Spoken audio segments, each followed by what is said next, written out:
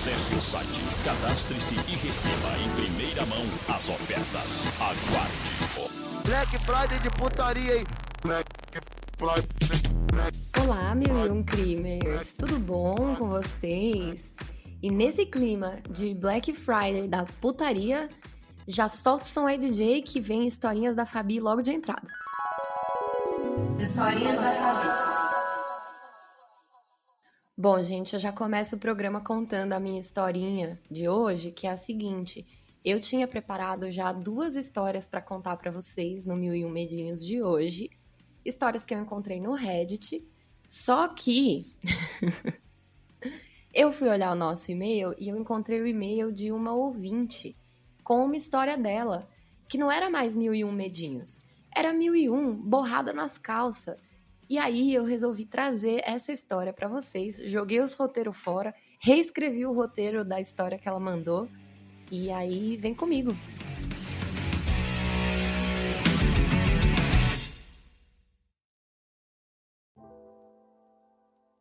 Bom, a história de hoje é da Lady Winterfell, uma ouvinte nossa, que conta que começou a trabalhar no IML aos 18 anos. E nessa fase, ela era muito cética. Qualquer coisa sobrenatural era sempre muito fácil de explicar. E durante os 10 anos que ela trabalhou no IML, ela disse que viu e ouviu coisas horríveis que sempre foram feitas por pessoas vivas.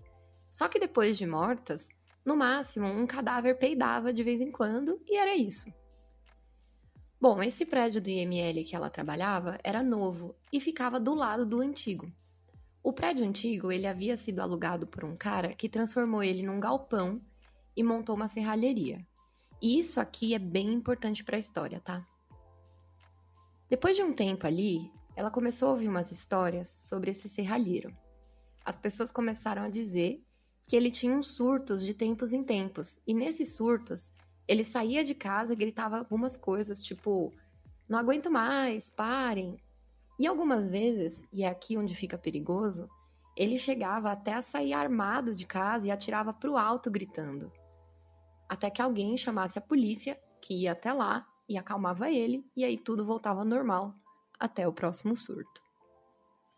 Um dia, a Lady ela chegou mais cedo pro plantão e ficou ali na porta, batendo papo e fumando um cigarro. E apareceu um cara bem gatinho, e ficaram ali naquela conversinha mole, né, Lady danada, até que ele falou pra ela que era novo no bairro, e tinha um comércio ali perto, e apontou pro antigo prédio do IML. O galpão onde ficava a serralheria. A Lady, naquelas de puxar um papinho, né, danadinha, já foi fazer fofoca, porque afinal de contas é isso que une as pessoas. E aí ela falou que diziam que o dono daquele lugar era meio doido, que às vezes saía dando tiro pro alto. E aí o carinha bonitinho falou assim, sou eu. E vendo a mancada, a Lady pediu desculpa e ele mesmo levou numa boa, rindo, e disse que um dia ia mostrar pra ela que ele não era tão louco assim. E ele ainda disse, naquele lugar acontecem coisas estranhas de madrugada. A Lady riu e ela só disse, imagino. E assim, gente, ela disse isso porque ela trabalha há anos com cadáveres frescos, inteiros ou não, e nunca viu nada que não foi explicado. E olha que ela me disse que ela já viu até um cadáver sentar na maca. Mas aí essa história ela conta outro dia. Depois dessa conversa, ela foi assumir o plantão dela, disse tchau e nunca mais viu o serralheiro bonitinho. Passado um tempo, chegou o carnaval e naquele carnaval, o chefe dela, que era um mala, ele colocou a Lady no plantão e ela disse que odiava fazer o plantão no carnaval porque era muito comum acabar a luz e dar problema na refrigeração nessas datas. E ela falava que nesses dias de carnaval, as horas não passavam. E se dá merda na refrigeração, quem tá de plantão tem que ficar lá no meio de um monte de carne apodrecendo até o cara da manutenção consertar as geladeiras. E isso só aconteceria na quinta-feira depois do carnaval. Ou seja, 4 ou 5 dias ali no fedor. Mas ela lá consternada, né? Porque às vezes a gente tem que engolir sapo no trabalho mesmo, todo mundo sabe disso. Ela assumiu o plantão com mais 4 colegas, uma menina e 3 caras, todos mais velhos e com mais tempo do que ela de casa. Eles estavam ali no intervalo e era começo de feriado, então só tinham os corpos descendo do hospital que ficava ali perto, e durante o carnaval a gente sabe como é, né? O número de mortes aumenta bastante, tem muito álcool, muita droga, a galera acaba se perdendo mesmo, né? E aí fica aqui o meu pedido para vocês tomarem cuidado, porque inclusive o meu melhor amigo, ele se suicidou em um carnaval alguns anos atrás, e é uma data bem complicada para mim até hoje, por isso que eu não gosto muito de carnaval. Enfim, voltando para a história da Lady, eles estavam ali no intervalo, na frente da saída de funcionários, e de repente, o serralheiro bonitinho lá, que tinha conversado com ela aquele dia, sai gritando de dentro do galpão com uma arma na mão. Era mais um surto dele. E foi meio que automático, todo mundo se abaixou, rolaram vários gritos e correria, mas o cara não disparou. Ele só gritava e apontava a arma para a Lady e para os colegas de trabalho dela. Um dos colegas mais velhos, ele tentou acalmar o rapaz e pediu que ele colocasse a arma no chão e se aproximou lentamente. O cara, aí sim, né, se acalmou, colocou a arma no chão, e aí o amigo da Lady, que a gente vai chamar de Zé, ele começou a acalmar o serralheiro. Alguém trouxe uma água, e aí conseguiram cercar ele, e aí ele começou a dizer bem lúcido, ele tava bem lúcido mesmo, assim, tipo, ele não era louco. E ele falou, eu não sou maluco, os espíritos que não me deixam dormir. E nisso, um olhou pro outro, né, meio assustado, e até o Zé, que ele era um cara mais normalzinho, ele era mais velho, tava quase se aposentando, ele até acreditava um pouco nesse tipo de coisa, e ele fez uma cara de riso na hora. Então, assim, era complicado ali, né? Principalmente num momento desse. E ele falou pro cara, olha, amigo, você bebeu ou usou alguma coisa? Ninguém tá te julgando, mas isso é só um pesadelo, fica tranquilo, vai passar. O serralheiro, indignado, disse pra todo mundo ali que ele não era maluco. Ele até disse que não bebia e nem usava nada, ele era evangélico. E aí ele continuou falando, aí já bem mais calmo, né? Que alugou o galpão para trabalhar e que ele tinha vindo do interior e não tinha família na cidade, mas desde a primeira noite a vida dele tinha se transformado num inferno. Todo mundo começou a consolar o cara, mas ao mesmo tempo todo mundo trabalhava ali no IML, na Casa dos Mortos, há muitos e muitos anos, e todo mundo ouvia dizer que aconteceu isso ou aquilo, só que pessoalmente ninguém nunca tinha visto nada de verdade. Sabe assim, essas conversinhas que alguém disse que ouviu uma coisa ou ouviu outra coisa? Porque o pessoal adora uma fofoca. Eu gosto, vocês gostam, todo mundo gosta de fofoca. Aí que a gente é pego de surpresa agora. Porque o serralheiro, nessa mesma hora, falou assim pra eles. Vamos lá dentro, eu mostro pra vocês que eu não sou doido. Aí a Lady me disse que nessa hora deu um gelinho. E olha, palavras dela, tá, gente? Um gelinho. Se fosse eu já tava bem longe dali, meu amor. Eu não tava mais nem... Olha, mas nem me viu. Tchau. Não, não. Mas o medo da Lady não era de assombração, e sim dele ser um cara mal intencionado. Se de repente eles entram lá e o cara ataca eles, né? Só que... Eu vou aproveitar para falar aqui para vocês, gente, que não tem um santo que descesse na terra e me falasse para entrar nesse galpão que me faria entrar. Não, muito obrigada. Mas a Lady e os seus colegas de trabalho, eles pensaram que assim, somos em 5 pessoas. O cara tava sozinho, de bermuda e sem camisa. Dava para ver que não tinha nenhuma outra arma. Aí eles fizeram uma pequena votação. E a curiosidade, sabe aquela mesma que matou o gato? Então, a curiosidade ganhou. E eles decidiram entrar com o serralheiro. Aí foi assim a ordem. Ele na frente, atrás dele o Zé, e os outros 2 homens, a colega da Lady e ela bem espertinha por último, né? Porque aí já tá mais perto da porta, caso precise correr. O galpão, ele tinha uma porta basculante com uma portinha no meio que estava aberta. E no centro do galpão, uma mesa bem comprida e em cima um monte de barra de ferro fina dessas de construção, todas amarradas juntas. As luzes estavam apagadas, Mas era muito claro, porque tinha uns vitrais antigos que ficavam no alto de todas as paredes e a luz da lua deixava tudo meio azulado. Pera aí que eu vou acender as luzes, porque eu estou com medo. Ai, já tô com medo. As luzes estavam apagadas, mas era muito claro porque tinha uns vitrais antigos que ficavam no alto de todas as paredes e a luz da lua deixava tudo meio azulado. O Zé, ele disse para acender as luzes, mas o serralheiro disse que não. E ele falou para todo mundo ir para o quarto dele lá no fundo e apontou para uma portinha de madeira. Nessa hora, o cu trancou de um jeito que não passava nem o Wi-Fi. O dela e o meu também, né? Porque, gente, não tenho nem medo de fantasma, assim, mas, tipo, tinha muita ferramenta de corte. Você tá numa serralheria, sabe? Então, assim, qualquer coisa ali era muito mortal. E tava espalhado por todos os lugares.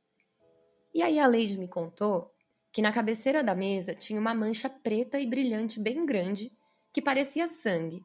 Só que todo mundo ali conhecia muito bem o cheiro de sangue e não era aquele cheiro que eles estavam sentindo. E a Lady, mais cética e racional, como sempre, já pensou que era só óleo ou algum material de serralheria, mas realmente não dava para saber. O serralheiro, ele percebeu que eles ficaram meio assim com a mancha e fingiu que não percebeu, né? Falou, se fez de louco, né? E foi andando pro fundo. A arma que eles tinham pego com o serralheiro na hora que ele surtou na rua estava com o Zé. Mas, se ele tivesse alguma outra dentro daquele cômodo, ninguém ia saber. E o Zé, ele pensou rápido antes do serralheiro alcançar a porta e disse pra ele esperar. Só que como o ser humano é burro pra cacete, a Lady e os colegas dela nem pensaram em chamar alguém ou avisar onde estavam indo, né? E, gente, eu não digo nem isso. Se a gente for pensar, é meio emocionante, assim, né? Mas, novamente, eu não iria nem a pau. Bom, quando eles chegaram na porta, o Zé abriu e era um cômodo bem pequeno. Nele tinha só uma cama de solteiro desarrumada e uma televisão apoiada numa cadeira. Bem ao lado desse quarto tinha uma outra porta para um banheiro bem pequeno também, com um vaso sanitário e um chuveiro. Para entrar no quarto e no banheiro, colocaram um degrau de madeira desses bem largo, e o degrau pegava as duas portas. E além disso, o degrau rangia bem alto quando pisava nele. Então, tipo assim, era uma portinha do lado da outra e o degrau que foi colocado lá foi meio que improvisado, assim, sabe? Vendo que não tinha nenhum perigo iminente, eles entraram, ou melhor, como a Lady mesmo me disse, eles se apertaram dentro do quarto porque era minúsculo. Aí o serralheiro bonitinho lá, ele fechou a porta atrás dele, que foi o último a entrar, e ele estava bem ao lado da Lady, que ainda me falou que pensou que a cabeça dela ia ser a primeira a cair e ainda achou graça desse pensamento. Olha só que engraçada a Lady, né, gente? Bom, mano, eu não aguento. Gente, eu tô sozinha aqui, eu tô ficando com medo. Bom, o serralheiro pediu silêncio pra todo mundo e colocou um dedo na frente dos lábios, sabe? Fazendo assim, ó, com o dedinho na boca. Tava calor pra cacete e os minutos passando e nada acontecia. 1, 2, 3, 4, 5 minutos e de repente, um ranger bem alto de madeira. Todo mundo arregalou os olhos. Com certeza tinha mais alguém do lado de fora. O degrau, ele fez o mesmo barulho de quando eles entraram, de quando se alguém pisa no degrau. Mas o serralheiro, ele colocou o dedo de novo na boca e ficou meio assim, gente, pera, calma, ninguém fala nada. E todo mundo continuou lá encolhido, escutando. O barulho que fez depois disso foi como se alguém tivesse entrado no banheiro do lado, pisando no degrau de madeira. O barulho bem pertinho da porta. E a Lady disse que na hora o coração dela disparou e os pelos do braço dela se levantaram. Depois de 3 minutos de silêncio, um barulho de água, como se alguém tivesse dado descarga no banheiro. Nessa hora, um dos colegas de trabalho da Lady, que estava do lado, começou a apertar ela contra o serralheiro, meio que fazendo aquela pressão para sair dali, sabe? E a porta se abriu e todo mundo atrás dele caiu, um sobre os outros, saiu do quarto. e a porta do banheiro estava fechada. Até que o Zé empurrou a porta com tudo e dentro do pequeno banheiro não tinha nada. Mas a água dentro do vaso sanitário se mexia como se alguém tivesse dado realmente a descarga. Só que no tempo do barulho de todo mundo saindo do quartinho, seria impossível alguém entrar, dar descarga e sair correndo pela porta e ninguém ver, sendo que tinha um longo caminho até a porta da rua, né? E estava tudo bem iluminado pela lua. A Leide disse que nessa hora ela começou a suar em bicas. Gente, eu tô contando essa história e eu estou suando. Tipo assim, a Ramona latiu agora há pouco, eu comecei a me tremer inteira, vocês não têm noção. E eu tô sozinha em casa, vai ser ótimo dormir depois. Enfim. Depois desse choque, todo mundo começou a falar ao mesmo tempo. Rolou uma confusão de uns tentando explicar que deveria ter alguém escondido na casa. E nisso, o serralheiro, ele tava com um sorrisinho meio sinistro na cara. Uma expressão de eu avisei, sabe? Gente, eu odeio esse tipo de gente, sério. Eu acho insuportável.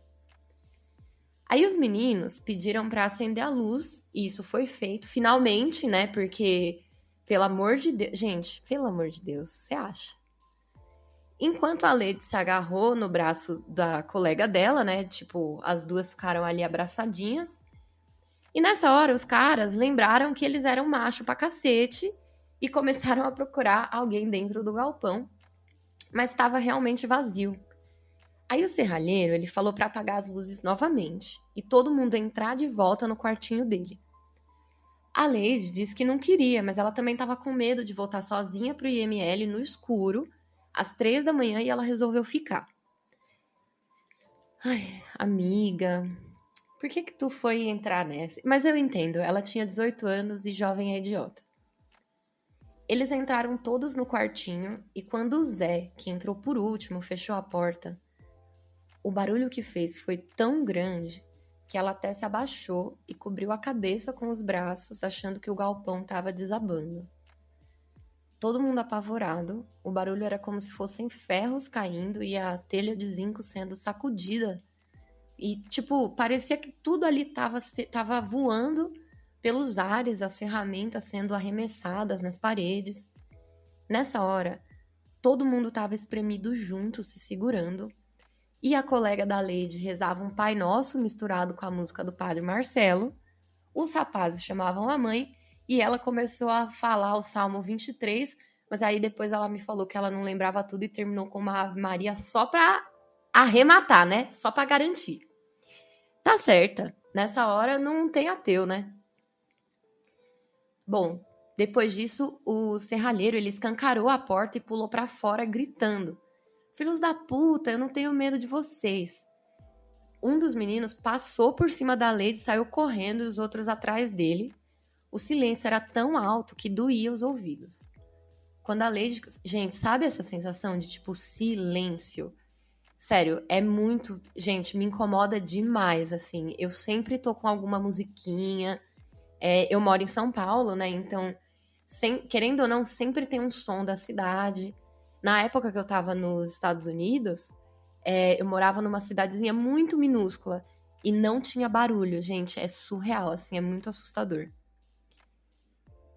Bom, todo mundo saiu correndo, né? Feito uns malucos. A Lady falou que quando ela conseguiu levantar e se certificar que ela não tava toda cagada, aí ela saiu também. E lá fora, por incrível que pareça, não tinha nada fora do lugar, tava tudo normal. Ela disse que saiu todo mundo correndo até a porta, foi pra rua e o serralheiro ficou lá dentro sozinho. Todo mundo voltou pro IML, ninguém conseguiu mais trabalhar naquele dia, já era 4 da manhã. E eles ficaram entre avisar a polícia ou chamar o capelão do hospital, que eu acho que é tipo um padre que fica no hospital, né? Que fica na capela do hospital, sei lá. É um líder religioso, sei lá. Mas ninguém fez nada. E aí, a Lady me disse que levou muito tempo para ela se recuperar disso. E ela pensou até mesmo em largar o emprego. Só que aí, gente, é aqui que o caldo engrossa. Por quê? A Lady me contou que muitas coisas começaram a acontecer com ela e com os colegas dela que estiveram lá naquele dia. Eles começaram a achar que eles eram malucos e até foi sugerido que eles fossem encaminhados para tratamento psiquiátrico, o que de fato acabou acontecendo com 2 deles. O serralheiro bonitinho, ele simplesmente desapareceu, sem deixar rastro nenhum, nada. E foi tão sério a ponto da polícia ter que arrombar o galpão. E quando eles fizeram isso, eles viram que tudo lá foi só largado, como se tipo ele nem tivesse levado nada. E esse cara simplesmente sumiu. Nunca mais ninguém ouviu falar dele, nem ninguém sabia de nada dele, nem mesmo o nome. Já o Zé, o colega da Lady, que ele era mais velho, ele pediu aposentadoria logo depois que isso aconteceu. E no carnaval seguinte, no dia que completou 1 ano desse evento aí do galpão, ele morreu. Ele se acidentou no quintal de casa com uma serra elétrica. Foi uma morte bem feia. O outro colega, ele morreu 5 anos depois, também no carnaval. E esse cara foi encontrado todo perfurado por pregos, como se houvessem atacado ele com um daqueles martelos elétricos. Só que nunca encontraram nenhuma ferramenta assim na casa e nem mesmo explicaram a morte dele. E a menina que é... Ai! Cacete! Ai, gente. Ai. Tá ventando, tá um vento do cacete aqui. E a janela fez barulho, tipo... Tudo. Nossa. Minha alma descolou um pouquinho e o corpo fez download dela de volta agora, nesse momento. Pelo amor de Deus, vou tomar uma água. Nossa. Ô, DJ, pode deixar isso aqui para os ouvintes verem o tipo de coisa que eu passo para trazer entretenimento para eles. Ai, gente, pera, que eu até fiquei gelada aqui. Terminar isso aqui, vou ouvir o disco do Padre Marcelo novo, que me falaram que tá ótimo. Enfim. Bom, o outro colega, ele morreu 5 anos depois, né? Também no carnaval. Ele foi encontrado perfurado por pregos, como se houvessem atacado ele com daqueles martelos elétricos. E nunca encontraram nenhuma ferramenta assim na casa. E nem mesmo explicaram a morte dele. A menina, que era uma das colegas da Lady, lembra aquela que ela ficou agarrada e tal? Essa menina, ela foi enlouquecendo devagar. E no carnaval de 2015, ela se matou, cortando a própria garganta com uma faca de serra, dessas de cortar pão mesmo. E ela estava internada numa instituição durante muito tempo e falava que ouvia muitas vozes. A Lady chegou a visitar essa colega uma vez, mas ela começou a se arranhar e gritar que todos estavam mortos e a Lady não voltou lá depois disso. Já a Lady, ela seguiu a vida, saiu do IML e foi morar no interior. Hoje em dia ela tem 2 filhos e ela vive muito bem, mas todo carnaval ela pensa quando será a vez dela. E ela também me disse que depois disso ela passou por várias coisas estranhas que não têm explicação lógica e foi até parar dentro do edifício Joelma, que a gente sabe que é mal assombrado, sem saber que estava lá, mas isso é uma história que ela não vai contar hoje. E, gente, dessa turma de 5 pessoas, só 2 estão vivas até hoje. E essa foi a história da Black Friday. Do 1001 Crimes, gente. Que loucura. Meu Deus do céu, Lady. Agora, eu queria que vocês, ouvintes, me dissessem, por favor, o que vocês acham disso? O que vocês acham que pode ter acontecido ali? O que é, sabe? E... porque eu fiquei completamente desesperada aqui, né? Meu Deus do céu. Credo. E, pra surpresa de vocês, eu vou contar mais uma história. Essa história não é de ouvinte, essa história é uma história real. Assim, a história da Lady é real também. Gente, eu conversei com ela, tipo, ela vivenciou essas coisas, sabe? E, enfim, é só pra dizer que também é real. Mas essa outra história que eu vou contar é uma história de crime mesmo. Então, fica aí mais um pouquinho comigo.